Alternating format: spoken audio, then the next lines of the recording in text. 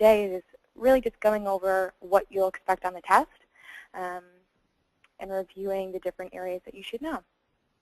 So this is Liz. I'm one of the QuickBooks program mentors throughout this whole process. And like I said, we'll kind of be going over the different certification exam information, then going over the exam objectives, and then followed by a Q&A. So if you do have questions, please type them into the chat box provided in GoToMeeting. So starting off a little bit about the actual certification exam, kind of what to expect.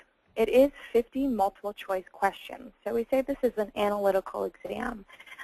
Essentially, you're not going to be in the QuickBooks program itself, so you have to understand how to navigate through QuickBooks without actually looking at the application. It'll be 50 minutes long, so essentially it's about a minute per question. And to pass the actual exam, you have to score 70%, which is also about 35 questions correct. So it is administered by a company called Certiport, but you'll actually be taking this exam at Work to Future at their assessment lab.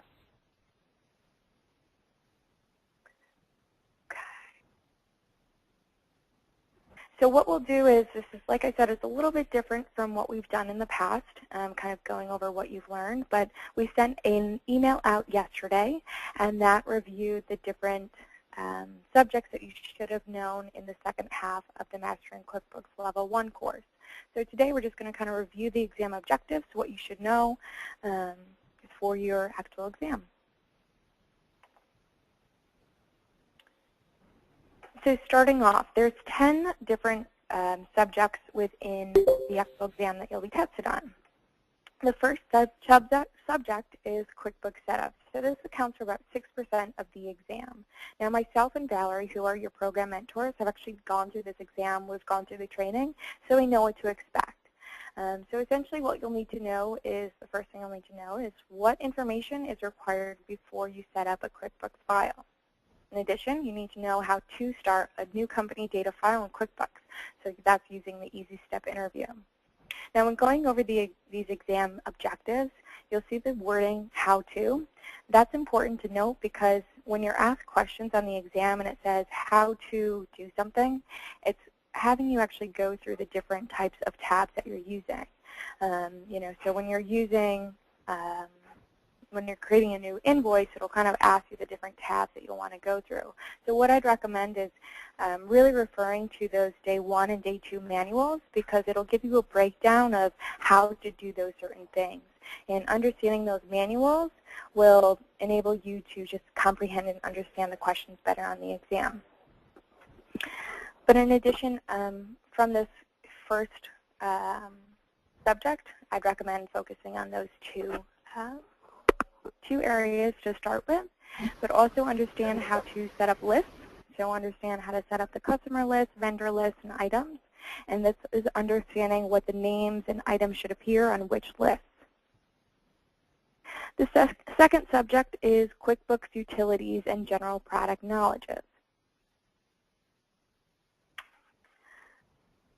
So what I'll do, I know people are asking questions, but what I'll do is I'll actually answer them at the end. But feel free to type in questions as they kind of come to your mind.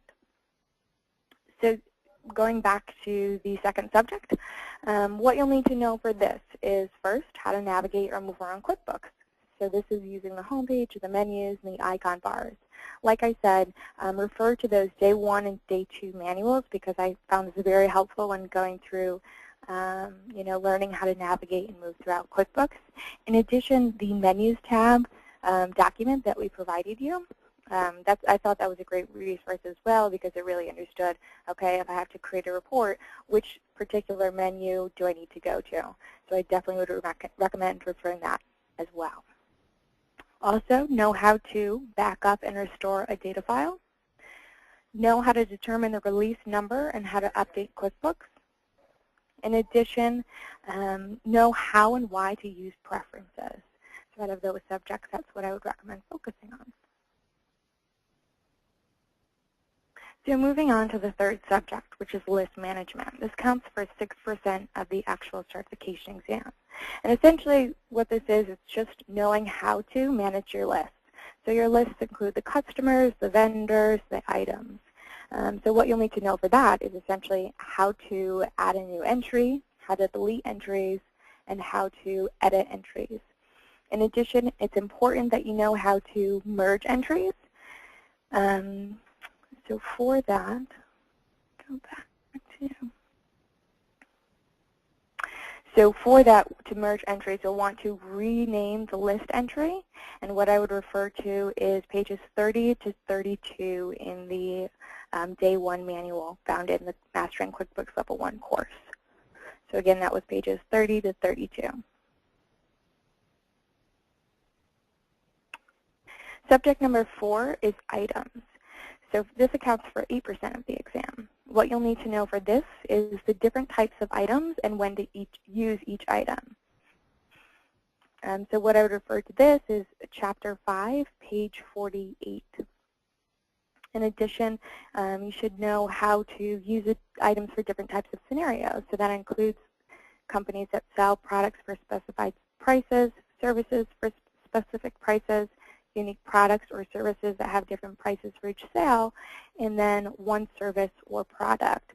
So you have to understand the difference between inventory parts, non-inventory parts, and inventory assembly.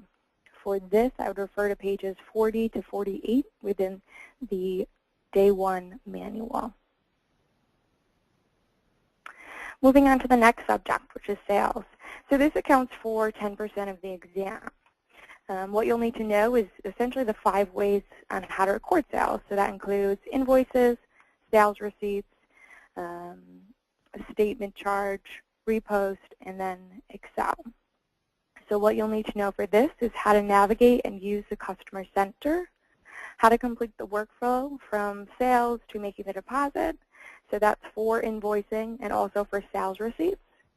And just remember, for invoicing, that's for when individuals do not pay at the time of sale, but for sales receipts, it's when they do pay at the time of sale.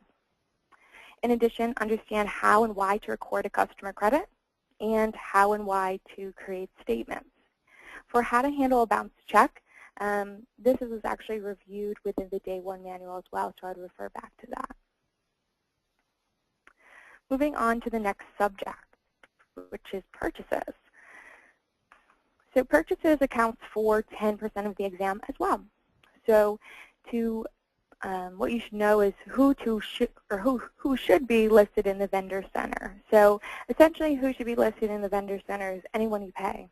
That could mean a vendor, a subcontractor, a utility company, your landlord, tax agencies, or suppliers. Also learn how to, or know how to, navigate and use the vendor center. Also, you'll need to know the differences for workflows for making purchases. So that's entering bills, writing checks, using a credit card, and using a debit card. In addition, I'm just going to skip down to understanding how bank reconciliation works and why you would actually need to use that within QuickBooks. Moving on to the next subject, which is payroll. Payroll is what I found one of the more difficult topics within the QuickBooks. I felt they went over it fast within the actual Mastering QuickBooks Level 1 course, so it was something that I actually reviewed a few times. So payroll actually counts for about 12% of the exam, and I would highly recommend going back into the Day 2 manual. So in the Day 2 manual found in the Mastering QuickBooks Level 1 course, refer to Chapter 5. So essentially what you'll need to know is the differences between the PayPal services available from QuickBooks. So that includes the basic, enhanced, assisted, and direct. In addition, you'll want to know how to set up payroll. So that includes employees and federal and state taxes and basic payroll deductions. So that includes how to set up an employee's earning or sick or vacation time. In addition, you'll want to know how and why to set up payroll schedules and how to run payroll. And lastly, what I recommend is understand how to track time and use it for payroll or invoicing customers. Like I said, if this is one of the subjects or any of the subjects that you have trouble with, you're more than welcome to go back into any of the training within metrics and kind of review, the different subjects. You don't have to go through the entire course. You can kind of, pinpoint where you want to review and what you want to review. Moving on to subject number 8. So this is reports, and this is actually the largest part of the exam. So essentially you'll want to understand all of these different, exam objectives within reports. So you'll want to understand why and how to use the report center. In addition, how to customize reports. So this includes report modifications and collapsing sub-accounts. In addition, you'll want to know the basic question that each report answers, so just understanding what each report means. This also helps if you have an accounting background, just understanding the different reports, like the ledger, profit and loss report. Just makes it a little more easier. In addition, you want to understand how and why to process multiple reports, how to send reports to Excel, and how to memorize reports.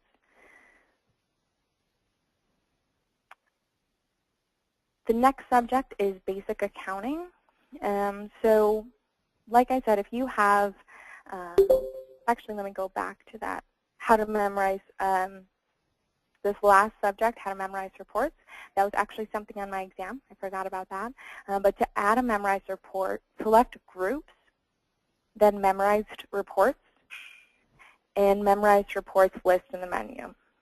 So you can do that, or you can actually memorize the report, memorize within the report, but that was something asked on my exam. And typically, there's often many ways to go about, doing a task within QuickBooks.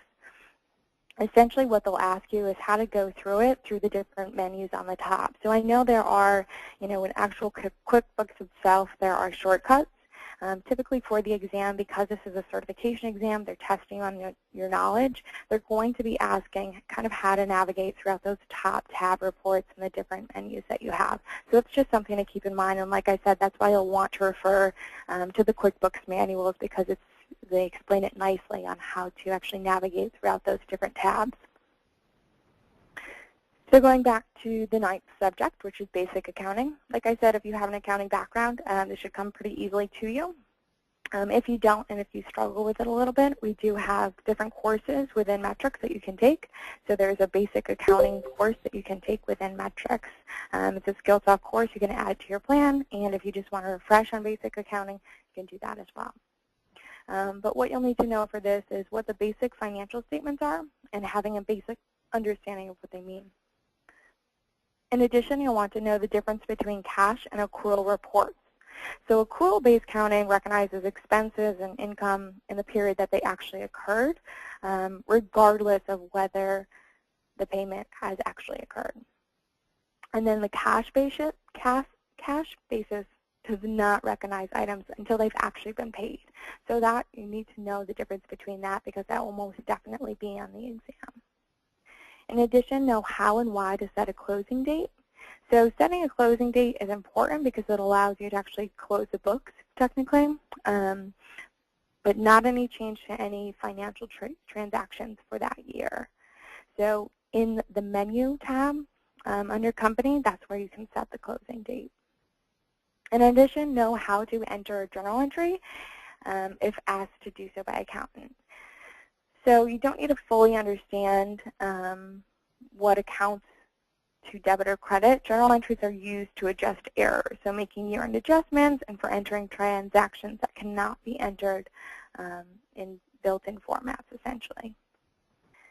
And then the last part of the exam is actually customization and saving time and shortcuts.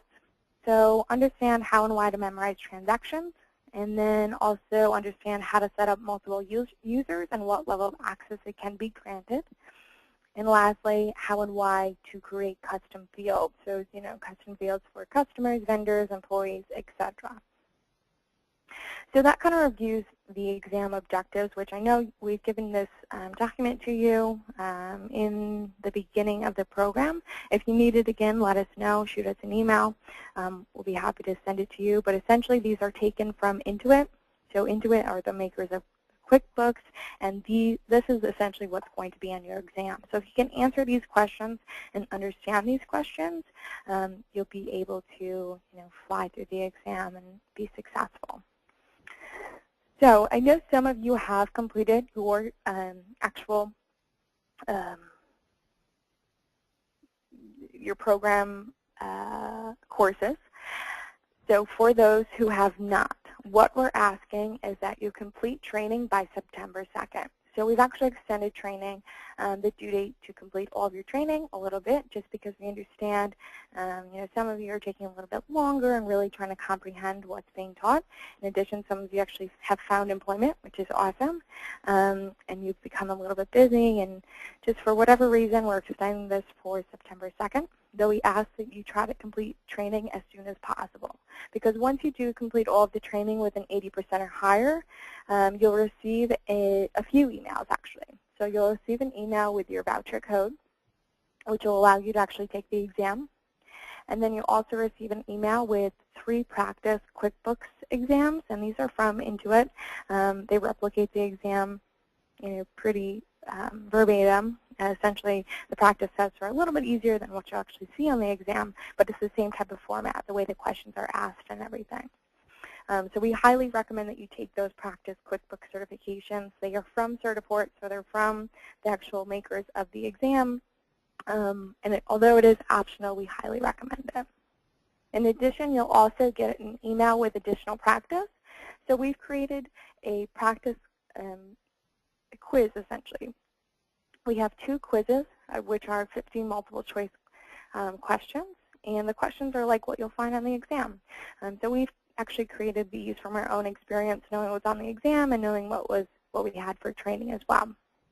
In addition, we have QuickBooks practice questions that we'll also send in that email as a PDF.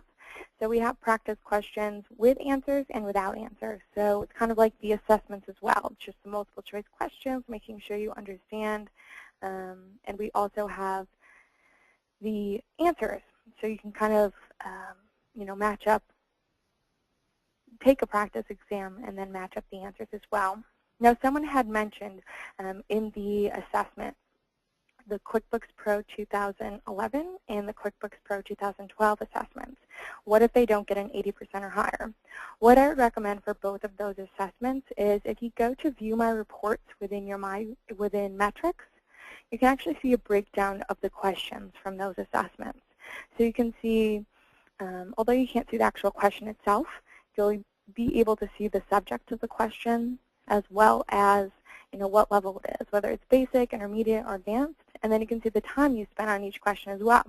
So this is helpful, and this was helpful for me kind of when preparing for the exam, because you can see how much time you spent on each question, which this is a timed exam, and for many of you, you probably haven't taken a timed exam in a while. So you'll want to spend, technically it's 50 minutes long, but which averages about a minute a question, but you probably won't spend a minute on each question. But at the same time, because this is a timed exam, you want to kind of move through the questions as quickly as possible. In the actual exam itself, if you get stuck on a question, you can actually flag it and review it for later, so you can come back to it. I know not all exams are like that, but this is one of the nice features about the exam. So if you get stuck on a question, what I'd recommend is move on and then review it at the very end.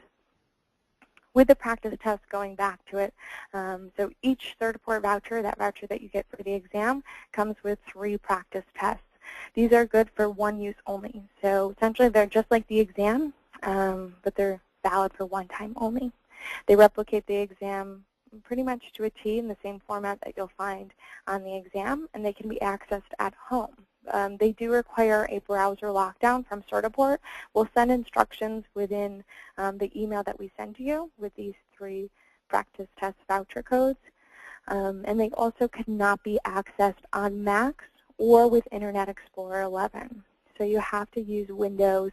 In addition, you can use you cannot use Internet Explorer 11. If you have questions, if you don't have access to this at home, or if you don't have access to a home computer, let us know, and we'll probably get you in contact with Work to Future and the assessment lab, where you can probably take practice tests. In terms of actual testing, like I said, exams will be at Work to Future Assessment Lab. They'll take place on Monday, Wednesday, or Friday. So technically in the calendar, we had exams next week. So if you're ready to take the exam, you're more than welcome to contact Sunita at Work to Future. Your phone number is here as well as her email address. I'll also be sending this out in an email as well later on, so you have her contact information. But like I said, they would prefer that testing take place on either Monday, Wednesday, or Friday. So that can be next week, or that can also be the following week, depending on when you complete your training. Like I said, training needs to be completed by September 2nd. So that's Tuesday. It's after Labor Day. So if you have time, we obviously recommend you try to finish your training as soon as possible, but we understand some things happen. But September 2nd will be the cutoff date. So if you do not complete your training by that date, you will not be eligible for the exam.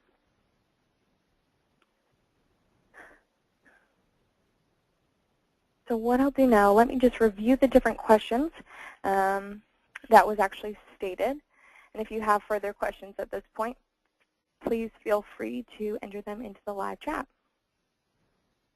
I'll just keep that up on the page so you guys can write it down if you feel free. But like I said, I'll be sending out a review, an email later today with this recorded webinar as well as the information for testing.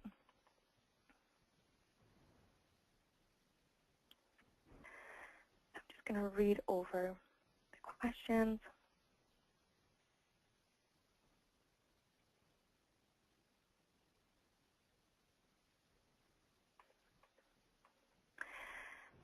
So bringing up a point, within the actual Prove It assessment, the QuickBooks Pro 2012 assessment, it goes over some questions about leads. As you'll see, we don't have leads on the exam objectives. So what I would recommend is looking at the exam objectives to understand, what's actually going to be on the exam. Someone asked, when it really comes to, sure, we can read the manuals, but it really comes down to actually doing and, navigating throughout QuickBooks itself. Yes, that is true, but essentially what this program is designed for, it's designed to help you pass the exam. So we understand that, some individuals learn by actually doing, and that's why we have the QuickBooks Pro 2009 Getting Started course within there, because it does simulate as if you're actually in QuickBooks itself. We understand that the different versions, the 2009, 2011, 2012, vary in some forms, but essentially those two assessments within your My Plan are just there to help you prepare for the exam. So they're the multiple choice format. In addition, the other practice that we provided, those quiz stars, as well as the 3 practice exams from Certiport, will even further help you prepare. And like I said, this is a multiple choice question. This is a multiple choice exam, so it's more analytical. Essentially, you need to understand how to navigate throughout QuickBooks without actually looking at it, if that makes sense. So it does not show the QuickBooks at all. It doesn't show the actual exam will not show you illustrations. It won't show you tabs. It's just words. So that's why I said I would refer to the Day 1 and Day 2 manuals, because when it says how to on the actual objectives, they're asking you, okay, which tab do you go to create an invoice? And then how can you customize your preferences? Which tab do you need to click on the top navigation panel? So essentially what I would refer to is the Day 1 and Day 2 manuals, as well as that printout of the tabs that we had provided you as well, just because it can be challenging doing something without actually looking at the program and knowing how to and kind of memorizing where to go without looking at the actual application.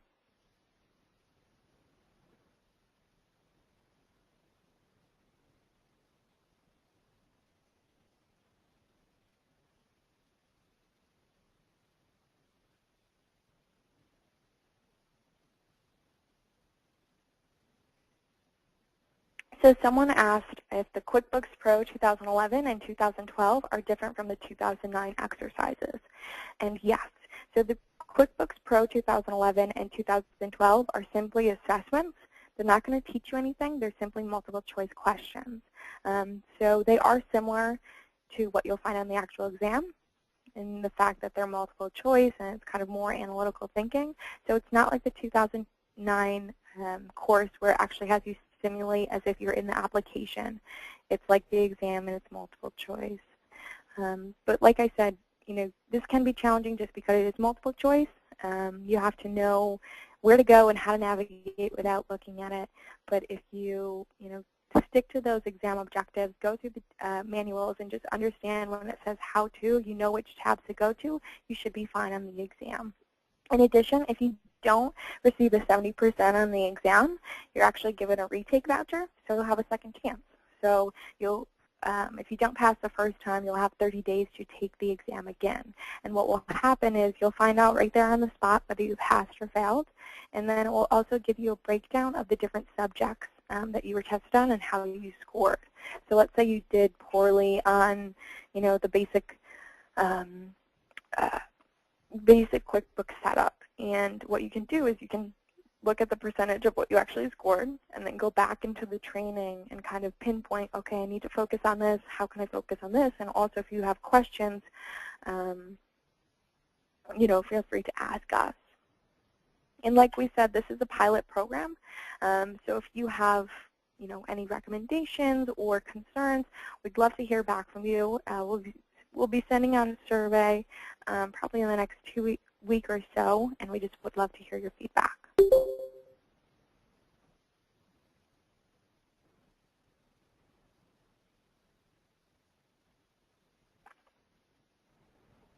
So like I said, I'll be sending out a recorded version of this. If you have further questions, what I'll ask that you do at this time is send us an email, whether you could send us an email at support@metricslearning.com, or we've also been contacting individuals through our nywiredtrainer@gmail.com.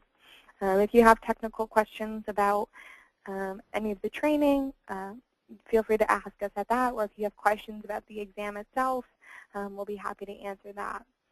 But if there's no further question at this time, I'll conclude this webinar, and we thank you all for coming today. Like I said, I know some of you joined us a little late, so we'll be sending out this webinar. It was recorded, and we'll be sending it via email shortly after this. But thank you all for attending, and if you have any questions, please let us know.